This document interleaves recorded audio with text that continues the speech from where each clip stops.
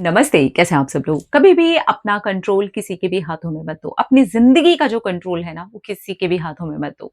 चाहे फिर वो मीठा वाला कंट्रोल हो, मैं तुमसे बहुत ज़्यादा प्यार करता हूँ, मैं बहुत ज़्यादा प्यार करती हूँ, मुझे तुम्हारी बहुत ज़्यादा परवाह है, इसलिए वो कंट्रोल करने वाली चीज़ें करने लग जाते हैं। तुम ये नहीं करोगे, तुम वो नहीं करोगे, तुम वहाँ नहीं जाओगे, तुम ये नहीं करोगे, तुम वो और ये वो होते-होते इतनी सारी पाबंदियाँ कि एक टाइम के बाद लगने लगता है कि सफोकेशन जैसा हो रहा है। लेकिन क्योंकि प्यार है, सामने वाला मुझे बहुत प्यार करता है ना, तो फिर वो चाहे मीठा वाला कंट्रोल भी कर रहा है, तो हम उसके कंट्रोल में आ जाते हैं। तुम्हारे ये दोस्त नहीं होने चाहिए, तुम्हें इससे बात नहीं करनी चाहिए, तुम्हें अपने ये वाले दोस्तों को छोड़ देना चाहिए और ये वाले, वो वाले करते-करते हर एक दोस्त को छुड़वा दिया जाता है। तुम्हें अपने ये वाले रिश्तेदारों से बात नहीं करनी चाहिए, तुमने अपने वो वाले रिश्तों वालों से बात नहीं करनी चाहिए। अरे तुम इससे क्यों बात कर रही थी? अरे तुम ये क्यों पहन कर के गई थी? अरे तुम वो क्यों पहन के गया था? तूने ये क्यों किया? तूने अपने उस कुलीग से क्यों बात कर ली?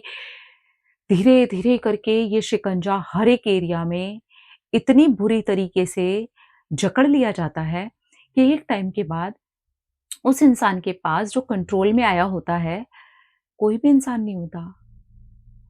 शुरू में वही कंट्रोल अच्छा लग रहा होता है, पर एक टाइम के बाद वही कंट्रोल ऐसा लगता है जैसे दम घुट रहा है।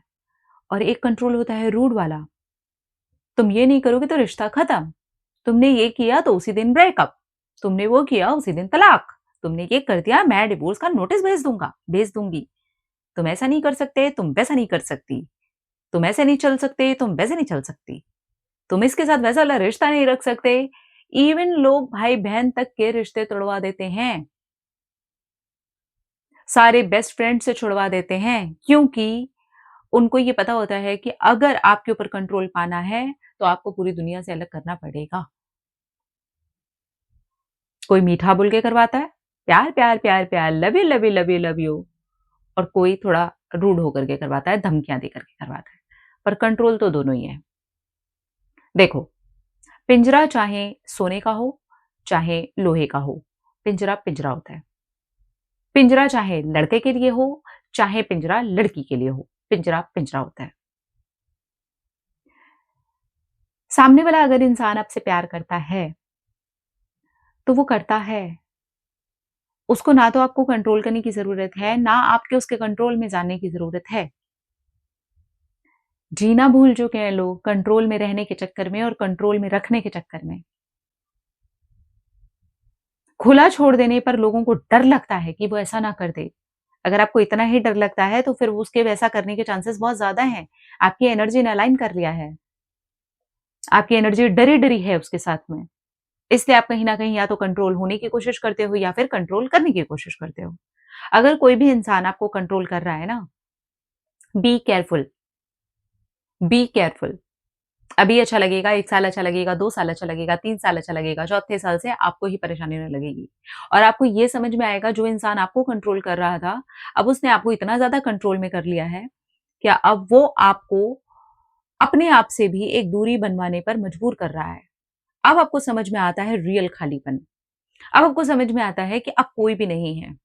अब आपको समझ में आता है कि अब तो ये भी नहीं है जिसके कंट्रोल में मैं थी या था। अब तो ये भी मेरे से ठीक से बात नहीं करता। अब तो ये भी मुझे इग्नोर करने लगा। अब मैं पीछे पलट करके जाऊँ तो किसके पास जाऊँ?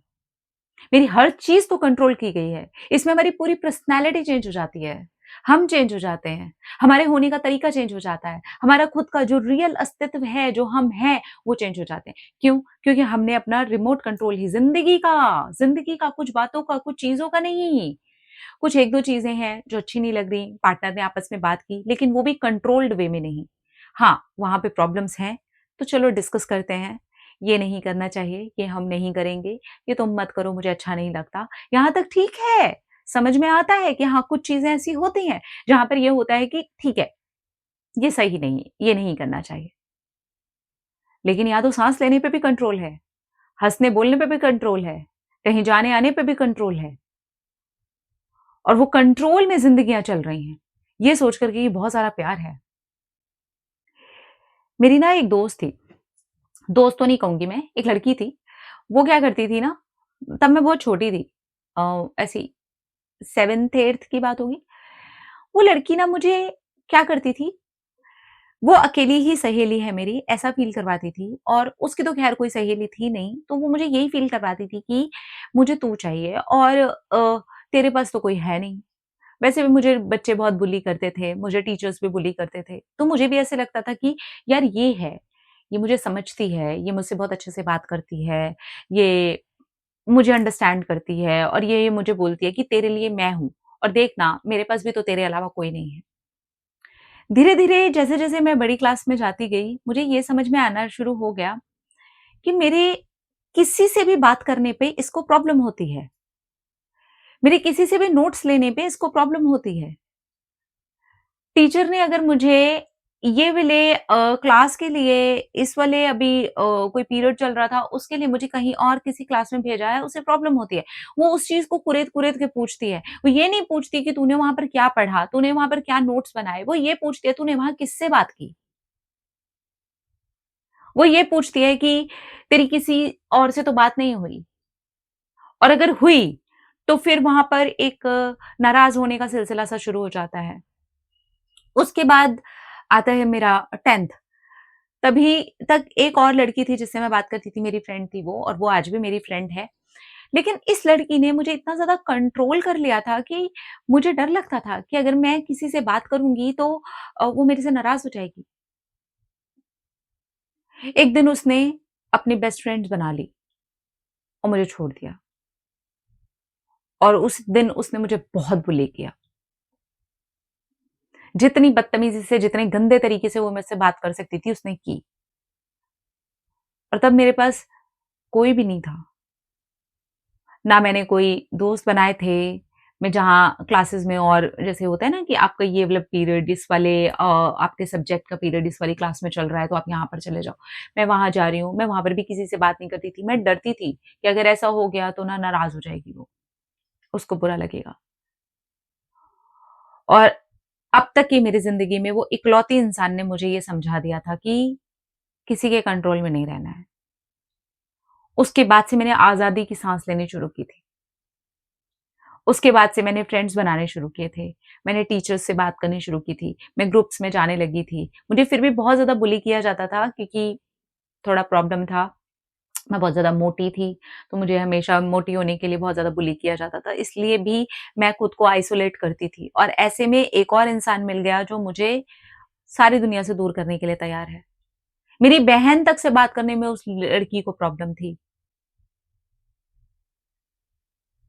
तो इस तरीके से बहुत सारे लोग हमें कंट्रोल कर रहे होते हैं, कुछ बहुत मीठे वाला, कुछ थोड़ा कड़वे वाला। अब ना यहाँ पर हम लोगों को ना थोड़ा-सा केयरफुल होने की ज़रूरत है। हमको ये समझने की ज़रूरत है, मुझे कंट्रोल में नहीं आना है, ये मेरी ज़िंदगी है।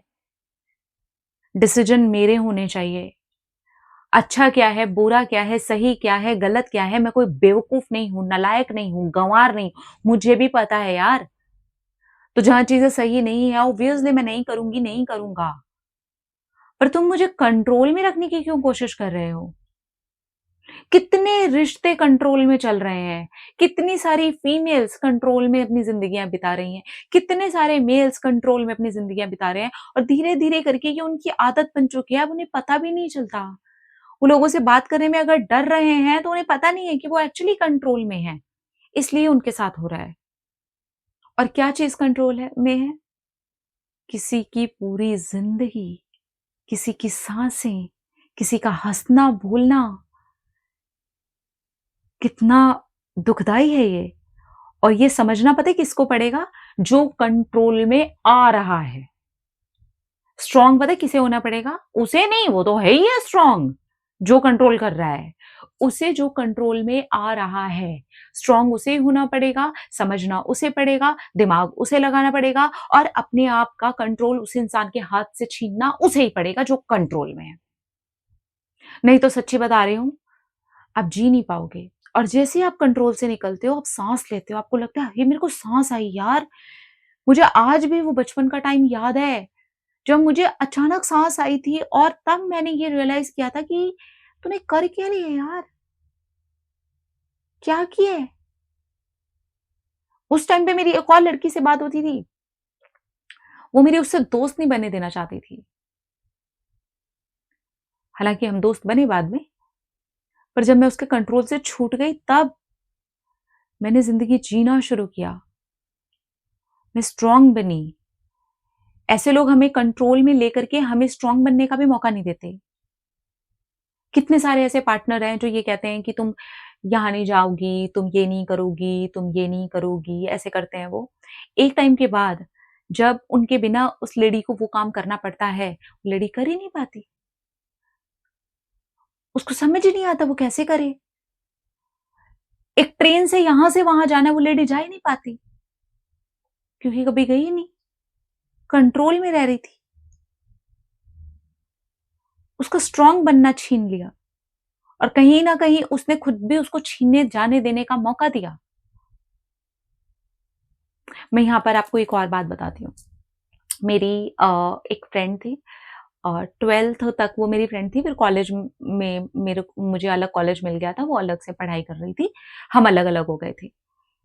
फिर मुझे बाद में पता चला कि उसकी शादी हो गई है और उसके जो हस्बैंड है उनका अपना कोई क्लिनिक है और उसके हस्बैंड बहुत अच्छे हैं, बहुत प्यार करते हैं। काफ़ी बाद की बात है, मतलब हमने ग्रेजुएशन वगैरह करी, उसके बाद होता है ना कि एक एज आती है आपकी 25, 26, 27 साल, 28 साल जो भी एज होते, उसमें उसकी शादी हो गई और मुझे पता चला मेरी शादी उसके 1-2 साल के बाद में हुई थी। तो उसने मुझे बताया कि मेरे हस्बैंड मुझे बहुत प्यार करते हैं और मेरे हस्बैंड ये बोलते हैं कि भई मैं नहीं चाहता कि भई तू काम करे। वो हमेशा पूरा दिन घूँघट में रहती थी, पूरा दिन बस सिर्फ़ घर के काम करना और चीज़ें करना। ठीक है, हाउस मेकर बहुत बड़ा रोल है यार, ये करना ज़रूरी है और बहुत इम्पोर्टेंट भी है। पर वो इतनी ज़्यादा टॉपर लड़की, पढ़ने-लिखने वाली, जिसके स्कूल में एक सपना होता था कि वो एक जॉब करना चाहती है, इस तरीके से चीज़ें करना चाहती है। वहाँ पर उसके हस्बैंड ने उसको कोई भी काम नहीं करने दिया। कोई जॉब पर नहीं जाने दिया, कहीं बाहर की दुनिया नहीं देखने दी, लोगों से बात नहीं करने दिया। मतलब बाहर उसको कुछ भी अलाउ नहीं था, कुछ भी अलाउ नहीं था और उसको लगता था कि उसके हस्बैंड उससे बहुत प्यार करते हैं। जब उसने मुझे बताई ये वाली बात, तो मैंने उसको थोड़ा बस प्यार से समझाया कि यार तू इतनी टॉपर रही है और तूने हमेशा टॉप किया है। इवन तू जब ग्रेजुएशन में तू ने अपना आगे की पढ़ाई वगैरह की, फिर इतना पढ़ी-लिखी है तू, घर से ही कुछ शुरू कर दे। तो उसने बोला नहीं-नहीं मेरे हस्बैंड नहीं चाहते। तो मैंने कहा ठीक है चल, शी इज़ हैप्पी तो फिर कोई क्या बोल सकता है। और उस टाइम पे मैं भी इतनी ज़्यादा मैच्योर नहीं थी। मतलब मेरी भी लाइफ में चीज़ें चल ही रही थी और मैं भी उतनी ज़्यादा स्टेबल कंडीशन में सच बताऊँ तो नहीं थी। तो मैं उसको ज़्यादा समझा नहीं पाई, पर मैंने कहा कि ठीक है, if you are happy then ठीक है, इट्स फाइन। पर फिर मेरी भी शादी हो गई, फिर मेरा बेटा हुआ, तो मुझे पता चला उसका एक बेटा पहले हो चुका था और अब एक बेटा हुआ है, तब उसने मुझे न्यूज़ दी कि मेरे को दूसरा बेटा हुआ है। मैंने कहा चलो बहुत अच्छी बात है, I am very happy for you. जब उसका वो बेटा 6 महीने का था, उसके हस्बैंड की रोड एक्सीडेंट में डेथ हो गई। उसके ससुराल वालों ने कहा कि जब वही नहीं रहा, तो तुमको और तुम्हारे बच्चों को क्या करेंगे रख के? वो अपने मायके गई, उसके भाई और भाभी ने उसको ये बोला कि भई नहीं हो सकता, हमारा भी घर परिवार है, हमारी भी 10 चीज़ें। माँ-बाप बूढ़े हो चुके थे, फादर उसके एक्सपायर हो चुके थे, मदर थी, कितना सँभालती? जितना भी सँभाल सकती थी, कोशिश की। अब यहाँ से उसका एक नौकरी लेके 2 बच्चों को पालने का सिलसिला शुरू होता है, वो भी 6 महीने के बच्चे को लेके। ये प्यार भरा कंट्रोल नहीं था तो क्या था? अगर वो घर में ही बच्चों को ट्यूशन पढ़ाती रहती या कुछ भी करती, सिलाई-बुनाई, कढ़ाई कुछ भी घर से। आपको मैं एक बात बताऊँ, उसको जॉब मैंने दिलाई, उसको पुश आगे मैंने किया, उसको समझाया मैंने कि कितने साल पीछे आ गई है, क्योंकि वो मेरी दोस्त थी। एक दोस्त की मैं जिस लेवल पे भी हेल्प कर सकती थी मैंने की और आज भी मैं उससे जुड़ी रहती हूँ, हेल्प करती हूँ। पर आप समझ रहे हो, उसको किस लेवल पे जाकर के शुरू करना पड़ा। इसलिए ज़िंदगी में आगे क्या होगा, क्या नहीं होगा, मीठा हो या कड़वा हो, कंट्रोल में मत रहो। आप प्यार करते हो, प्यार करो। प्यार भरे जीवन में हो, रहो। विश्वास का पात्र बन करके रहो, विश्वास करो भी रिश्ते में। लेकिन प्यार का मतलब कंट्रोल नहीं होता। लोग कंफ्यूज हो चुके हैं प्यार के नाम पर कंट्रोल होने से, उनको लगता है ये प्यार है। सॉरी माय डियर, कंट्रोल प्यार नहीं होता। मोह कंट्रोल करवाता है, डर कंट्रोल करवाता है, इनसिक्योरिटी कंट्रोल करवाती है, डाउट्स कंट्रोल करवाते हैं। प्यार कंट्रोल नहीं करवाता। प्यार कहता है विश्वास है। प्लीज किसी के कंट्रोल में मत रहो। अपना रखिए ख्याल, अपने आप से कीजिए ढेर सारा प्यार ताकि वो अट्रैक्ट करें ढेर सारा प्यार। अभी टाटा।